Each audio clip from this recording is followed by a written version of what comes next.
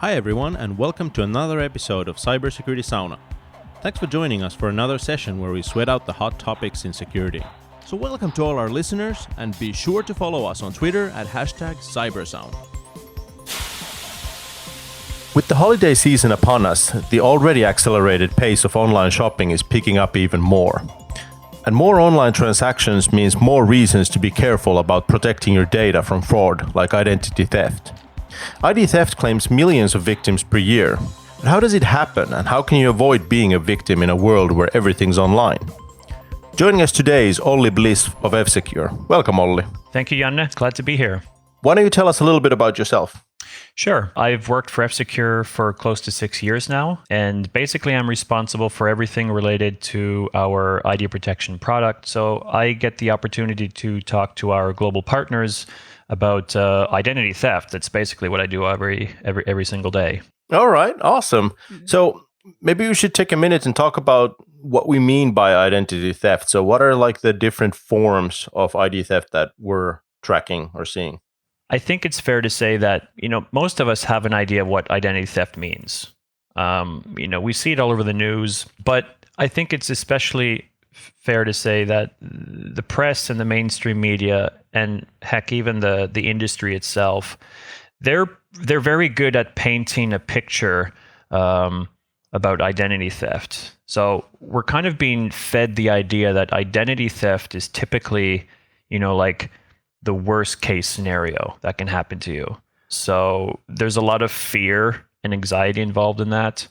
So think of it as like your social security number being stolen, which leads to a loan being taken out of in your name.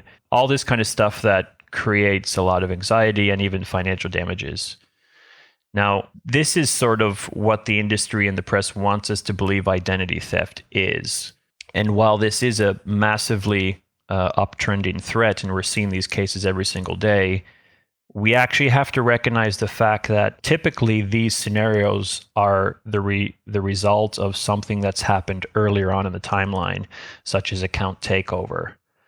So identity theft, it's hard to say that there's one shape and form of identity theft, because it can be your social security number stolen, which leads to other implications. But it could be and start with something as trivial as your Netflix account being taken over, which leads to something else. What do you think about the conversation? Was we're looking at these big data dumps, like millions of user records got stolen or stuff like that. But you're talking about like account takeovers, which are very like individual and almost private things. So is there a difference between these kinds of like how do the attackers get the information that they then abuse? We have to take a step back and try and put ourselves in the shoes of the attackers. What they're predominantly interested in is getting their hands on some sort of data, things like credentials, usernames, and passwords. But it's how they get that data is what we're seeing where that differs a little bit. So, for example, they can get that data through a data dump or a data leak or a data breach. They go by many names. Or they could get that data through various phishing attempts, phishing scams.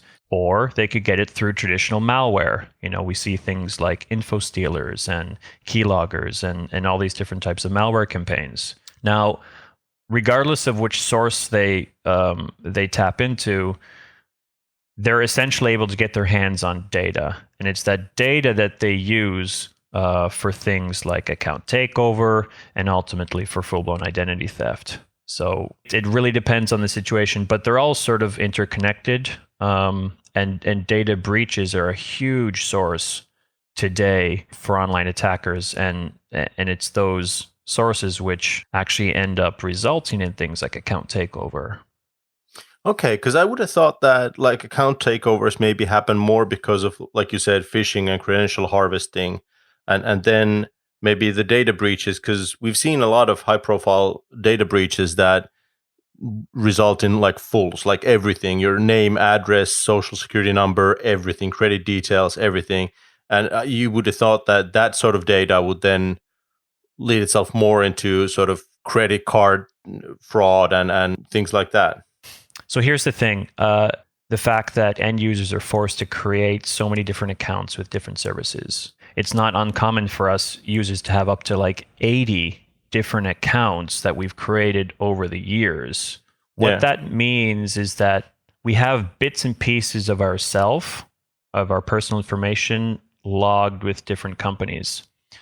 And if we're to look at what account takeover is best at, is creating a chain reaction. So basically, if an attacker can get into your Netflix account, let's say because he got your credentials through a data leak, there's a good chance that he can get into other of your accounts. Maybe you've reused your password. Maybe they've been able to use various forms of credential spraying where they're guessing your password. But account takeover is most successful when it can latch on to as many services as it can, because the more services it can latch onto, the more potential information it can gather on you as an individual. And the more information it has about you as an individual, that's when they can use that for things like creating new personas in your name, filing for new credit cards and you being the bill payer. So all these different things. So we can't just really connect it to one single data breach or one single service or site that has been breached. They're all connected. That's sort of the lay of the land as we see it right now. Well, speaking of the accounts being connected, that's actually one of my pet peeves, is when people talk about like, well, I don't have anything to hide on my Facebook account is public anyway, or there's nothing in my emails that would interest anyone. And I'm like, do you realize that your email address is how you reset your passwords to every other service, and that your Facebook account is now also a single sign-on account? So like, do you realize what it means that these things are compromised? You can ask anybody, hey, would you be willing to give your social security number to somebody? They'd say no, right? Well, what if you say, okay, would you be willing to give your credit card number to somebody? They'd still probably say no. Okay, fine. Now, if you ask them, would you be willing to give your email address to somebody? Sure, why not? I use that everywhere. Okay, so then we take that forward a little bit. What are these companies asking us for? Predominantly email addresses. Yeah. And honestly, how many of us use multiple different email addresses when we're logging into services? Some of us do. Some of us do. The majority, we have that trusty old Gmail or Hotmail that we love to use. Fine. Now, coming back to the comment of, I have nothing to hide, or who cares if somebody hacks into my Fitness Pal account. If somebody wants to see my heart rate analysis, go for it. I don't really care. Again, we have to be worried about that chain reaction that account takeover creates, because if a hacker is able to compromise a service like, it could be your fitness app or fitness service that you use, and you might not have any personal information of value stored to that account. But what if you're using that same password, right? God forbid, with, let's say, Facebook, and you've used Facebook to authenticate to 30 other different services because it's so convenient. That basically means that one service that was compromised that has no relevance to you, or you don't care, basically you're saying to the attacker, go ahead and authenticate to these 30 other services and have a crack at what information you can put together on me.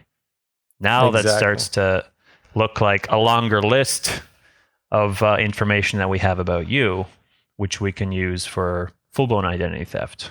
So, okay, password reuse is a thing you can avoid. Like, we're talking about how people have multiple different accounts. I just checked my password manager. I have 275 different accounts, but those have unique passwords. So you can do things about to not reuse your passwords. But what about when a hacker breaks into a company, a service I'm using, and gets access to the hashed passwords? How worried as a user should I be about password cracking, hash cracking? First of all, let's say that as an end user, you shouldn't even, be having this conversation in the first place, right? I mean, I can picture myself asking my dad, "Hey, Dad, are you worried about hash cracking, password dehashing?"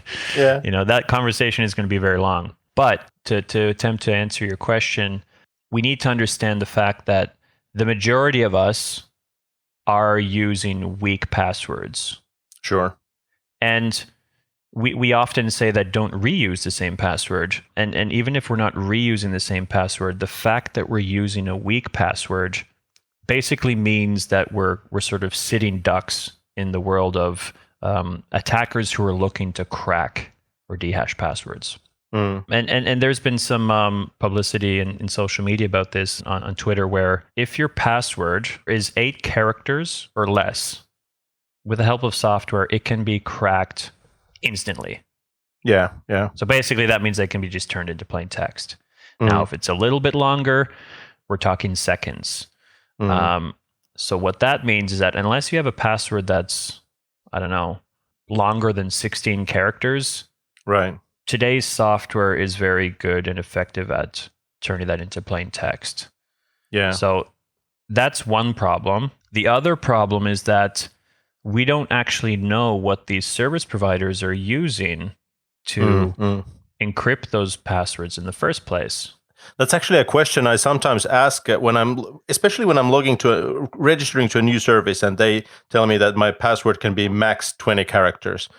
I'll fire off an email to their customer service like, what kind of crap is this? And like, how are you storing these passwords? What kind of algorithm are you using? How many repetitions?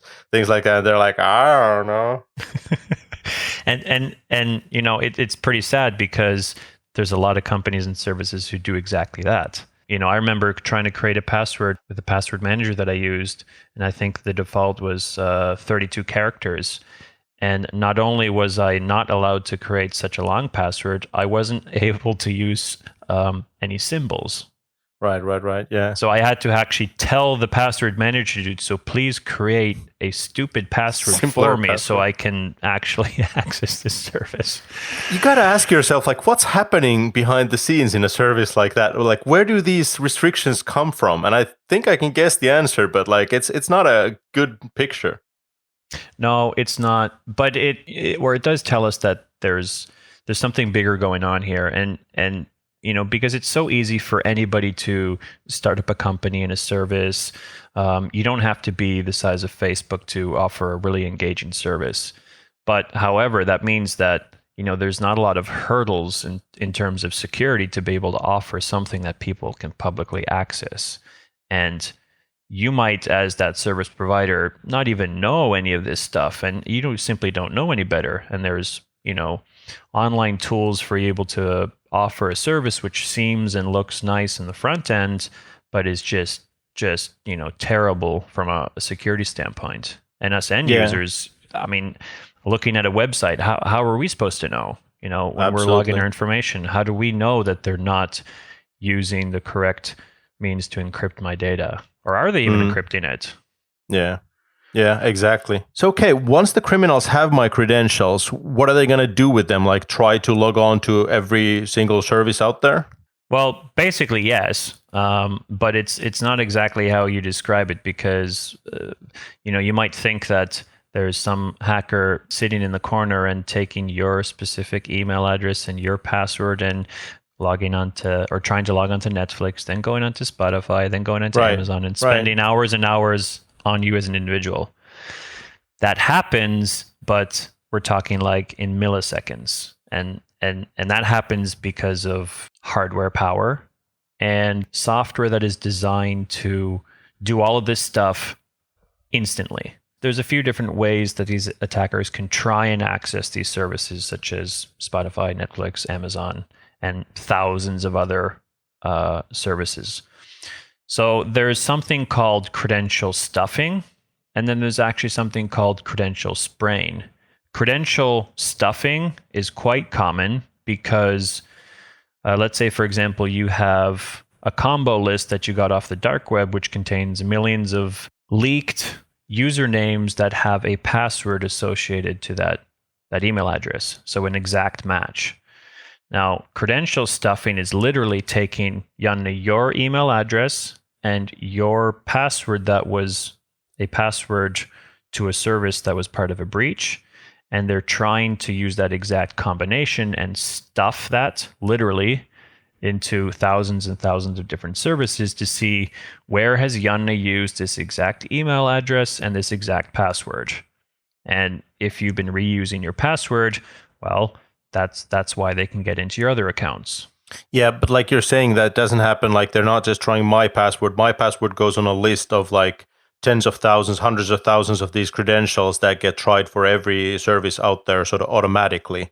So it doesn't take the attacker hours just on me. It takes them seconds on everybody.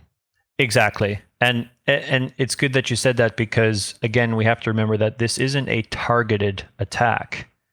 You might be the victim at the end of the day, but you were not targeted. You were just part of this lovely little setup that they have that is designed to take over accounts instantly and take over millions of accounts instantly. Yeah. And I guess that's relevant because a lot of people are saying, like, who'd be interested in attacking against me? They don't know it's you. You're just a number. You're, account number 5,000 to them. They don't care. Exactly. So that's the credential stuffing part. But then there's something called credential spraying, which some attackers might not have a list of exact email addresses matched to a specific password. They might just have millions and millions of email addresses, and that's it. Credential spraying is then taking those email addresses and applying, let's say, 4 or 5 most commonly used passwords in the millions and millions and millions, and seeing if they can access those services. The main difference here is that, as you know, if you try logging onto a company service and you type in your password, I don't know, more than 5 times incorrectly, it's going to lock you out, right? Right. So the same scenario applies to credential spraying, which is why these guys are smart enough not to try and throw in 5 or 6 passwords. They're choosing 3 or 4. Now, as you can imagine, it's like, closing your eyes and shooting with a shotgun and seeing what you can hit. However, when you have millions and millions and millions of email addresses and sort of even country-specific commonly used passwords, they're pretty successful at getting into some accounts. Yeah, and that's why you can't have password 1 as your password, because it's going to be on that list. Exactly. I mean, we've seen most commonly used passwords in different countries. For example, you go to the UK, and I think it was like Arsenal was one of the most commonly used passwords in all of the UK. Arsenal. Right. Yeah. And just imagine how many people are using that. So if Absolutely. I'm going to take your email address and throw in Arsenal, Manchester United, Chelsea, I might be able to get into some of your accounts. Yeah. I need to go and change my passwords now. Or change your football club. There we go. So, all right. Yeah, that's typically what's done in this scenario of account takeover, is credential stuffing or spraying.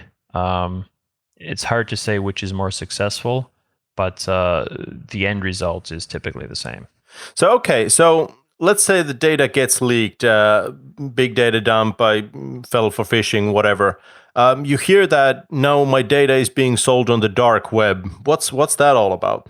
I like to call the dark web people who are up to shady things, or online criminals' version of eBay. The dark web is simply a place where a lot of data, be it illegal data or stolen data, is traded, distributed, sold, all this kind of stuff. But is this really happening with with the user information, the kind of identity information we're talking about?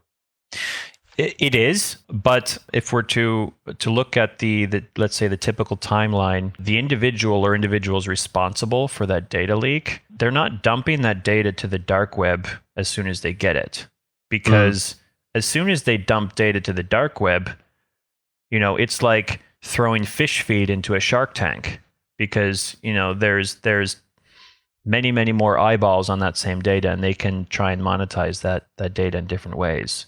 So the attackers originally responsible, for example, for a data leak, they're going to do everything that they can to monetize their efforts with the data that they've been able to steal or expose.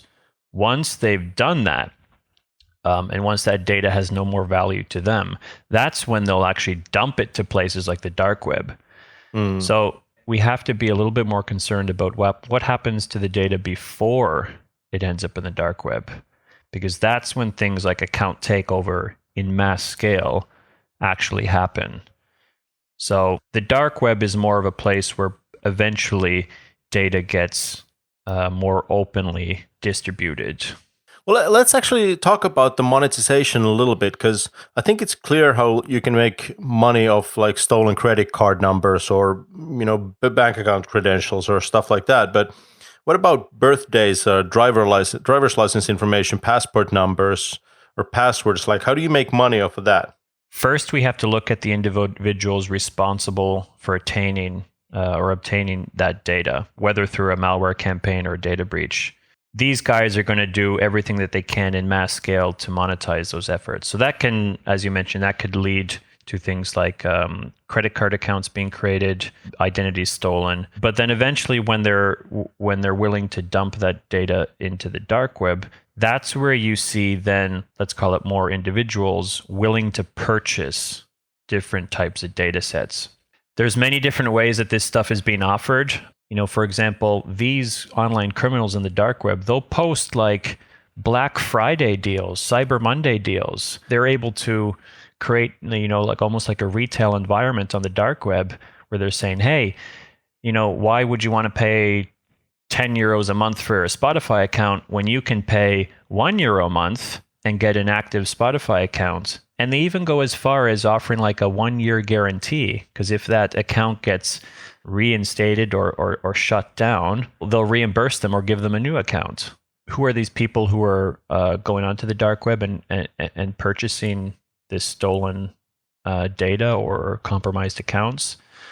That's what I want to know. I get why somebody would sell information. If somebody's paying me money, I'll sell it. But like, who buys passport numbers? There is no single answer to this, but as an example, you could be a college student bored on a Saturday afternoon. You go onto the dark web and you decide to pay $20 and you buy, I don't know, a couple hundred Spotify accounts, or you buy a couple hundred Domino's Pizzas accounts and you can eat free pizza for the rest of the year. That's one motive of somebody going onto the dark web and paying something for these compromised accounts. Now, while that's not necessarily terribly severe, I mean, Domino's Pizzas might be out a few pizzas there, but then we have other individuals who are looking to buy something a little bit larger. It could be paying significantly larger amounts for something like a list that contains millions and millions of unique passwords and emails, which they can throw into some nifty software that is going to do things like credential stuffing or credential spraying, which they can create their own little version of account takeover. So we see people, going into the dark web and purchasing things like that, combo lists and different lists containing credentials, all the way down to, these guys just looking for some free pizza. So most of this stuff does have value in the dark web, pretty low value. It just depends on what's being offered and who the actual buyer is and what their intent is. Yeah, and like that's something that always keeps on surprising me, is that like people will find a use for whatever information is out there. Like some genius somewhere is thinking about how can I abuse this information that I have, and they'll come up with something incredible, and we're all like, wow. Yeah. Not the good kind of wow, but still. It's tricky because, as an individual, I have no idea of any of this going on. I have no idea if my service provider is taking my security or their security as well seriously. So that's a big problem. But then we have this huge murky place called the dark web, which all sorts of weird stuff is going on, and potentially means that I could be paying for something that I never ordered, or right. Something like that. So it's tricky because it's really hard to pinpoint where did this actually originate from. Was it because I reused my password? Was it because my service provider didn't encrypt my data? Was it because, many different reasons. And Yeah, and it's one thing when it was because of something you did, like reusing a password, a weak password at that. But it's another thing when your information gets leaked through no fault of your own. Let's talk about when that happens. Like, what does that? How does that impact the victim, and what do they usually do to get things fixed? if, let's say, full-blown identity theft happens Sure. and you're unfortunate enough to be the victim of that, typically these are pretty difficult cases to restore or to get your identity back, mainly because there's a lot of things that are part of identity theft which might not be visible. Like, for example, a lot of children's identities are being compromised, not because they have any, they don't have like credit cards tied to their name or anything, but it's things like their social security numbers that are being leveraged, and problems that may not surface, for years until they turn 18 and they start applying for loans, and all of a sudden they have a bad credit history and all this kind of stuff. So trying to resolve these cases once they've happened can be pretty tricky. Now, obviously, there's lots of things that you can do to try and restore as best as you can that incident. It could be, for example, a lot of people fall victim to identity theft and get a bill from Amazon or some online merchant for something that they didn't buy. Now, typically, those are fairly easy to dispute. You can contact Amazon or whoever and try and prove that you didn't actually purchase that 60-inch Samsung TV. Not always actually terribly easy to do that, because, if I were Amazon, I'd say, Janne, I mean, you purchased this TV with your active account. How do I know that this TV isn't in your living room right now? Mm-hmm. So not the easiest thing, actually, but it's done. And typically, I mean, there are lots of companies and services who help end users to do that and do a lot of that heavy lifting. So I'd say those types of things are easier to restore. But then you have things like social security numbers, which, if that ends up in the wrong hands, how am I supposed to get that back? I haven't technically lost it. It's just being leveraged by somebody else. Sure. They're not just going to be kind enough to delete it from their records. Because if it's somewhere on the dark web, anybody can access it. So you can try and mitigate the damages that you can see, and there are companies who help you do that. There's even insurance you can take out to pay some of the bills if you're footed with those bills. But you can't ensure that this won't happen again in 5 years. No, that's right. And especially, like, you hear these horror stories about like the absolute worst cases of identity theft where somebody actually starts to impersonate you. For example, there was this one guy whose identity, like, somebody just like created an account in like eBay for this person using all his personal information, and then started ripping people off in eBay trades. Now, the web is now full of like websites where people are like, this person is a horrible person, it ripped me off in eBay and stuff like that. So, like, short of changing your name, like, that stuff is always kind of come up when somebody Googles you. And then you get to explain to each new employee or a new significant other or whoever that, no, that was actually not me. I'm the victim of an identity theft here. Exactly. Then we can open up the discussion of, you could even go as far as changing your name. You can, in some cases, even potentially change your social security number. In some countries, not so easy. But then if you look at, well, if we're to move away from authentication methods such as email or password, what if we're to go into more of the biometric route, and you're talking about your fingerprint or your face? Try changing your face. Try changing your fingerprint. If those get compromised, which a lot of servicers are moving more towards that, it's like, what are we supposed to do? Absolutely. Wow. Okay. So better not get that far. So how can I, as a consumer, protect my identity from theft? Like, what are the things as a regular person I should do or not do? Well, let me start by saying that, we've talked about a lot of, let's say, worst case scenarios, and maybe we've thrown a bit of fear on the table here. But we have to understand that, we live in a world of convenience. Things like Google and Apple, and they make our lives so much easier. And, the fact that we can stream music and watch content on demand, all this stuff is about convenience. So let's not forget that we still have to live our lives like, we're in 2020, right? So we can't just hide in our houses and lock up the door and be constantly fearful of something going to happen.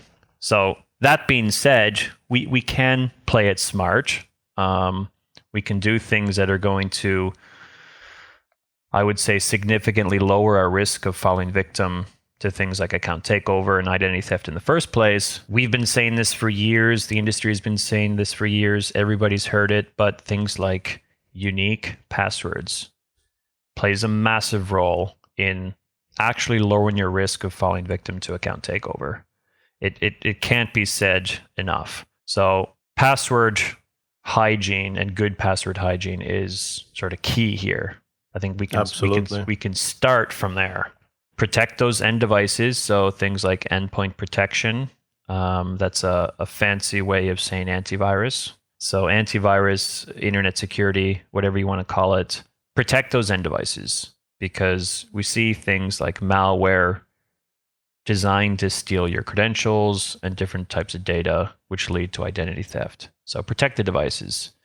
In addition to that, there are many different services, and even F-Secure has a service around this, which are designed to alert you if they're able to detect that your information is floating around in places where it shouldn't be, such as the dark web. They go by various different names. If you Google identity theft protection, you're going to see all sorts of different services that can help you with that.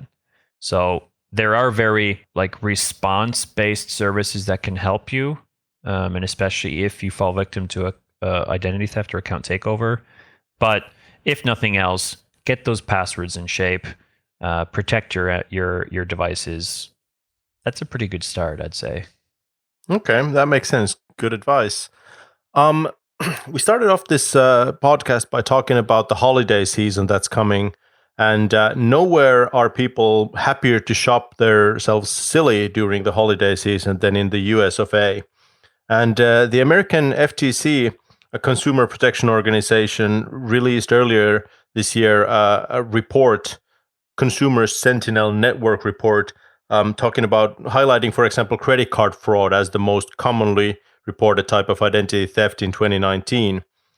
Specifically, they were talking about how people's information is used to open up new credit cards. And that new account credit card fraud grew by 88% over the course of 2019. So if this is the biggest problem facing consumers, at least in the US, what can the consumer do to protect themselves against this sort of fraud? It's a good question. Most people have this idea that they really need to protect their credit card because, if I give my credit card to you, you could do a lot of bad things with that. Now, that's true, but in this case, the threat that we need to be more worried about is new credit accounts being opened in your name. Right. Because if we look at the banks and credit card companies themselves, who better in the world to detect fraud than these companies themselves? They actually do a pretty good job at it. They do a very good job. I mean, how many calls have you received from your bank or credit card company saying, "Hey, Yana, did you purchase these train tickets in Beijing?" Once or twice, yeah. That has happened, yeah. Yeah. I've probably received that call, multiple times, as most people do. But that's the reason we're seeing this increase in new credit accounts being opened, because attackers understand this. They understand that the only way they can swipe the card multiple times without it being detected as fraudulent or suspicious activity is actually to open up entirely new accounts with created personas. So that's what we're seeing now, and what we can do about it is we can be selective and cautious of, well, is this a service provider that I think is probably pretty up to date in terms of their security? Am I using a good password and a password that I haven't reused elsewhere? And am I not falling victim to phishing attempts? So again, we come down to those core principles that if we can tick those boxes, yeah, we're going to lower our risk. We still can't totally remove it from the equation that the service provider won't be hacked themselves and compromised, which leads to, this information being stolen. But, that's out of our hands. Okay. So what's the responsibility of businesses in protecting users' data? Well, I would say that the responsibility is pretty vast, because when you think about it, they're asking a lot from us. They're asking us not only to create a username and password, but they're asking for things like, in some cases, social security numbers, credit card numbers, all of this stuff that you would never, ever give to anybody who asked you, on the streets, but you're willing to give it to a company that you know nothing about. So the responsibility is large, but again, it's, what do we as an end user, what do we know about this? You can't just go into a company's site and it's going to say in bold text that, don't worry, we're not like the others. We actually take the appropriate measures, But should that be a thing? Like, should companies talk about their security and what they're doing to keep my data safe on their websites?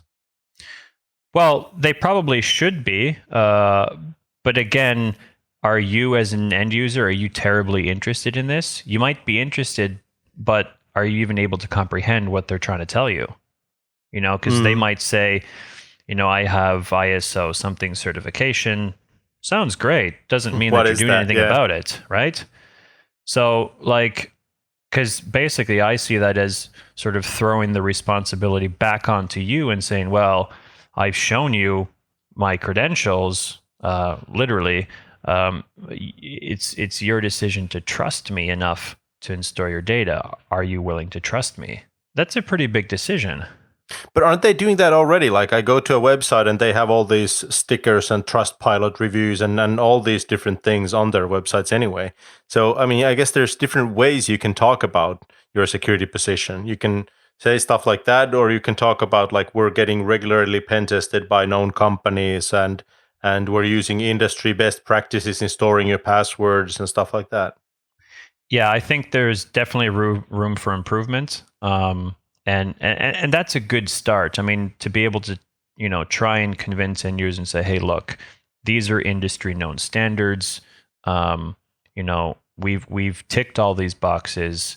If something happens, it's going to be pretty unique and pretty rare. So again, nothing is completely watertight, but you're pretty safe in our hands. That should be the general message. But how do we ensure that companies across the world and across the internet are actually doing this, or even remotely in that field of securing your data? We can't. We don't know what they're doing.